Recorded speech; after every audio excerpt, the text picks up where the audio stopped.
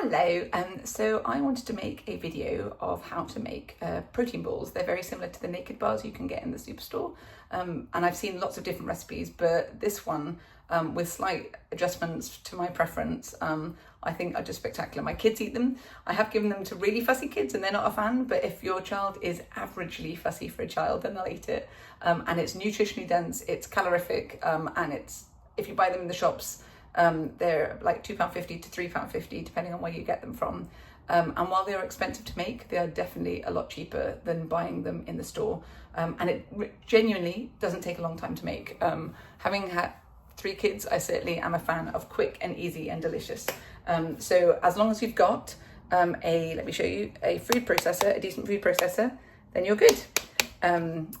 I will quickly show you, these are the ingredients you need. Ta-da! So I've got them all ready to go, and hopefully I can make this similar to the other ones I've seen on YouTube, where I'll just point to the food processor and I'll tell you what's going on at the time. So the first thing you want to do is get a cup of mixed nuts and seeds. Now I personally prefer, especially for making for kids, to do about a 3/4 full of cashews and then top it up with sunflowers and what they're called, sunflower and pumpkin seeds. They are nutritionally incredible, but the key thing is to do about 3/4 of cashews and then top it up with your pumpkin seeds and sunflower seeds. So as I said, just roughly eyeball it, and then get your pumpkin.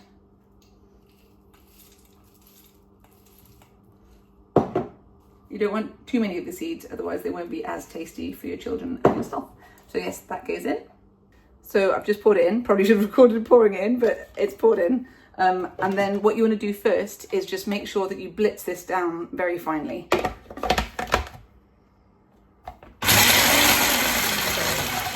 That's a bit noisy, isn't it? Let me pause it. Okay, so I blitz it. You don't want it to be completely fine grained, but to be pretty fine. That's how fine I make it personally. So once you've done that, then, okay, now you want to add in 4 tablespoons of oats. So you've got a little bit of carb with that one. So 1, 2, 3, and 4. And then you want to add in 1/2 teaspoon of cinnamon. It doesn't taste like cinnamon, but it just gives it a really beautiful extra flavour. And then just a touch of salt. I'm not American, so I don't put in excessive amounts, but maybe 1, 2, 3, 4 grains. So like a good pinch of salt. And then what you're going to do is whiz that up as well.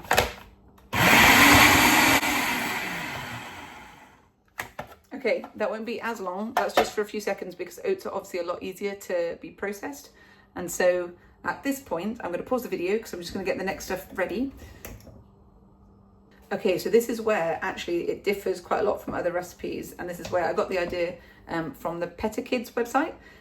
Putting in some peanut butter helps the stickiness, but also just adds a little bit of like almost a toffee-ish flavour. So you want to put in 1, 2, 3, and 4 tablespoons of peanut butter. And then with that, you also want to put in 1 tablespoon of chia seeds and 1 of flaxseed, or you could put in 2 of chia and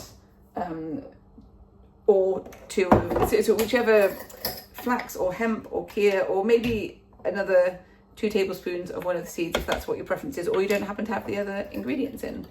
So at that point, you're going to whiz it up again.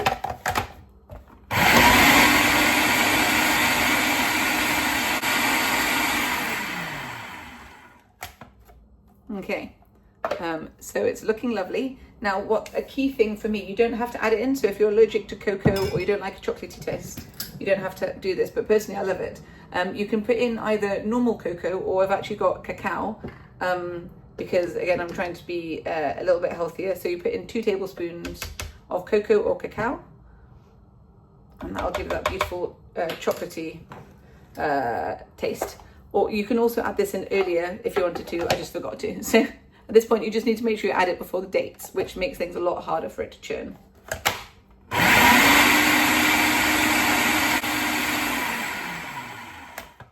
So as you see, it's got that lovely brown colour.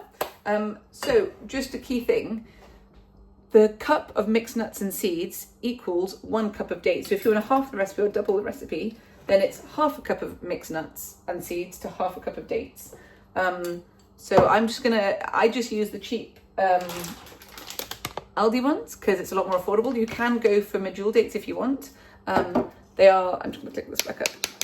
Medjool dates are utterly delicious, but they are a lot more expensive. Whereas I've discovered that pitted dates from Aldi's are some of the cheapest you can find and does just the job, and are still very nutritious, very calorific, and make it spectacular.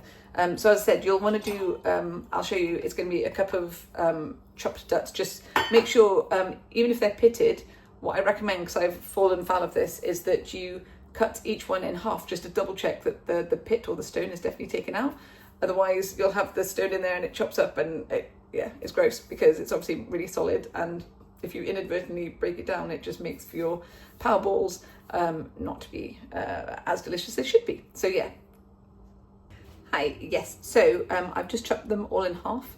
What was I going to say? You can soak them a little bit in boiling water if you want. However, I found from making it multiple times that can sometimes make the naked bars, the power balls, the whatever you want to call them, the snacks, a bit soggy. So what I prefer to do now is put these in and then add a little bit of liquid later. So we're just going to add these in. Then whisk those up.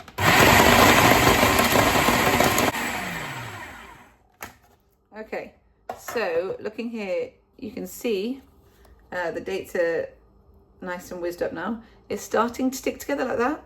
However, if you were to try and make your protein bars now, they would mostly fall apart. So what the recommendation is depending on whether you want to make it extra sweet. So what I'm going to put in 1 tablespoon of maple syrup and then 1 tablespoon of water,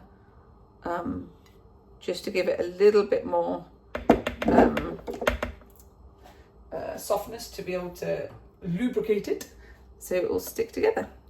So yes, just 1 tablespoon of maple syrup, 1 tablespoon of water, or you can just do 2 of maple syrup or 2 of water, depending on your preference.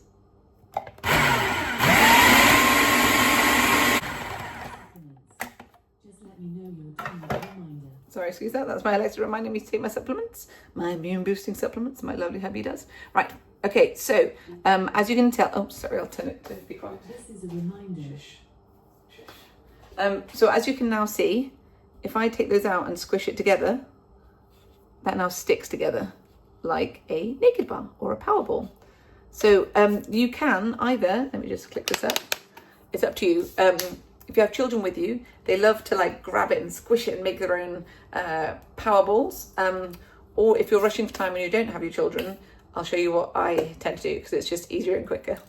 Because making the balls doesn't take a huge amount of time, but if you're rushed for time, and who isn't pressed for time? Well, maybe not. And that, what a wonderful thing. And maybe it can be quite a contemplative thing, just like grabbing and squishing, and it feels nice. And as I said, kids enjoy doing it. So it's a good kid activity to do with them, or this.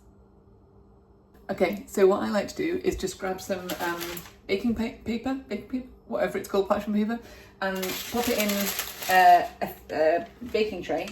And then you literally just tip it all in.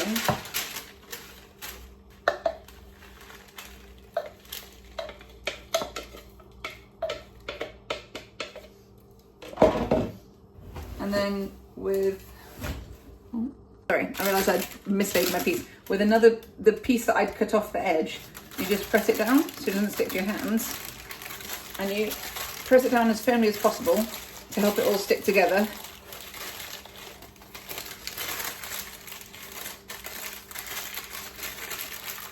So you just keep squishing it. I'm going to pause that because I don't want to watch me squishing it. So yeah, having squished it all down, what I recommend for the edges is you just kind of curl it over and push it down, because then otherwise the edges will be more friable. But if you do that and just fold it over and squish, it helps the ingredients just stick together. So at the moment they're a bit separated still, but fine. Just doing a bit of